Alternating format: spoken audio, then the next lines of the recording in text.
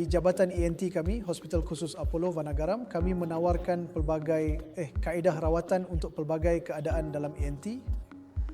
Hari ini saya ingin memberi tumpuan kepada apnea tidur obstruktif dan rawatannya.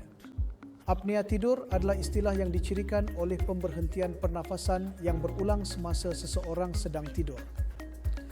Sekarang ia boleh terdiri daripada berdengkur berat hingga berhenti sepenuhnya bernafas, di mana apabila pesakit bangun pada waktu pagi, sama ada dia mengalami tidur yang tidak nyenyak atau tidur yang tidak segar.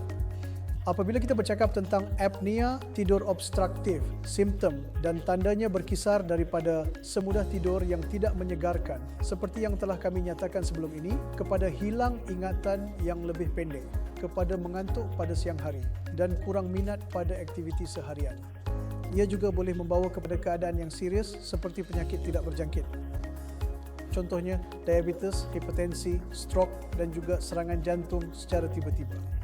Apabila ia datang kepada penyelesaian rawatan untuk apnea tidur obstruktif, ia bermula sebagai asas sebagai gaya hidup konvensional dan pengubahsuaian diet kepada penggunaan mesin tekanan saluran udara positif berterusan yang kekal sebagai barisan pertahanan pertama atau standard rawatan emas. Walau bagaimanapun terdapat sesetengah pesakit yang sama ada tidak bertolak ansur atau tidak mematuhi kaedah konvensional ini, untuk mereka adalah mungkin untuk meneroka beberapa prosedur pembedahan invasif minimum. Oleh itu, apabila kita bercakap tentang prosedur pembedahan invasif minima, ia bukanlah satu penyelesaian yang sesuai untuk semua. Seseorang itu perlu bersungguh-sungguh dalam mendiagnosis penyumbatan tepat pada laluan pernafasan atas, dengan itu memutuskan jenis pembedahan yang diperlukan oleh pesakit. Jadi kami hanya bercakap tentang prosedur pembedahan invasif minimum. Jadi apa yang dilakukan oleh prosedur pembedahan? Mereka sama ada mengeluarkan penyumbatan atau membesarkan saluran udara. Ini membawa kita ke satu titik di mana kita perlu mengenal pasti di mana penyumbatan itu atau di mana keruntuhan saluran pernafasan itu.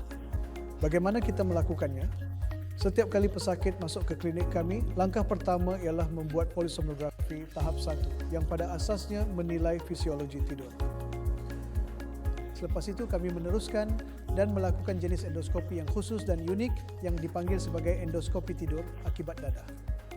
Kini, endoskopi ini memberikan kami data kritikal mengenai anatomi tidur, anatomi penyumbatan atau keruntuhan pada saluran pernafasan atas.